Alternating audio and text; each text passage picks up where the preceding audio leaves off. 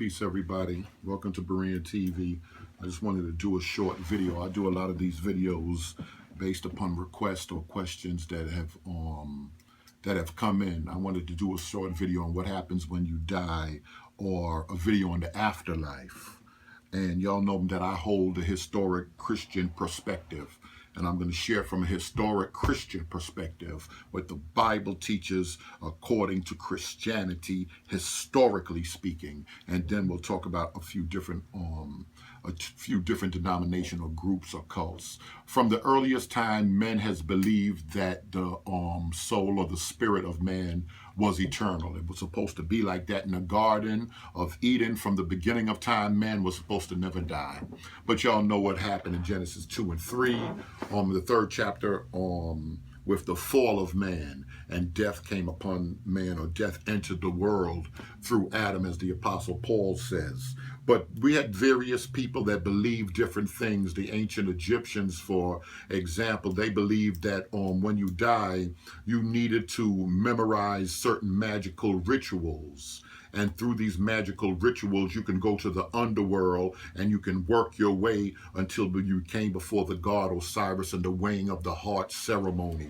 And you needed something. The magical book was called the Egyptian Book of the Dead, or the Coming Forth by Day. The reason they call it the Book of the Dead is because when they started grave robbing, they found a lot of these rituals within the coffins, what's known as a coffin text. These are magical rituals and things you would have to say to make it in the underworld or in the afterlife. They do believe that when your body separated from your spirit, that you were still conscious as a being, but that death was just the separation of the soul and the body.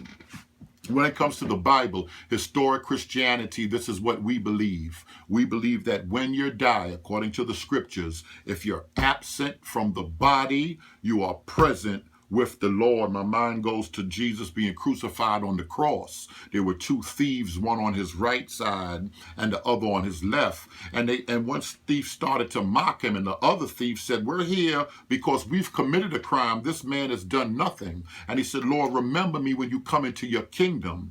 And the Messiah told him, he said, "This day, today, you shall be with me in paradise." The Bible says it's appointed once unto man to die, and after that judgment. So when you die, there is no sensation, no ceasing to exist. Your spirit goes on to live somewhere in some place. Now my grandmother was Adventist. And we have Adventists, and some people argue that the Adventists, because they hold so much to the law or the Old Testament, you go into a lot of Christian bookstores, when you look at cults, you'll see the Jehovah's Witnesses, and right next to books dealing with Jehovah's Witnesses, you'll see books dealing with Seventh-day Adventists as well as the Mormon Church.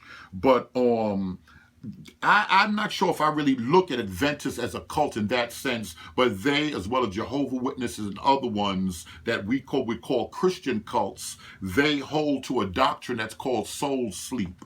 They say when you die, you fall asleep, and you're going to sleep until the second coming of the Messiah, of Jesus Christ. But according to the Bible, that's not so. The Apostle Paul didn't teach that. Jesus didn't teach that. An important passage that's in the Bible is what the Messiah himself taught about death, and that's in Luke. I have it right here. That's in Luke, the 18th chapter, and it's dealing with the subject of the rich man and Lazarus. I'm going to read a little bit of it.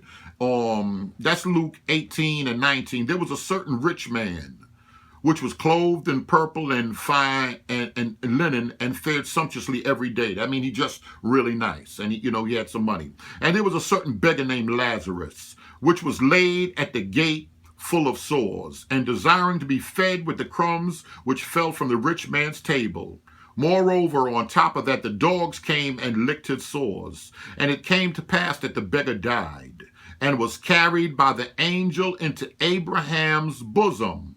The rich man also died and was buried, and in hell he lifted up his eyes, and being tormented, and seeing Abraham afar off and Lazarus in his bosom, and he cried and he said, "Father Abraham, have mercy on me, and send Lazarus that he might dip the tip of his finger in water and cool my tongue, for I am tormented in these flames." So when it comes down to it, at death, at death, and we have a lot of what we call NDEs, or near-death experiences. People claim, thousands of people the world over from different religious backgrounds, that they died, they had a heart attack or whatever have you, and they saw EMS working on them. They saw themselves dying on the operating table, and they were fully conscious. When they came back, they told the doctors everything that took place. Those are what we call NDEs, or near-death experiences. But the historic position, according to the Bible and historic Christianity,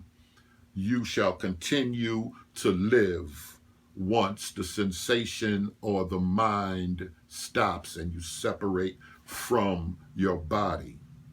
Thanks for watching.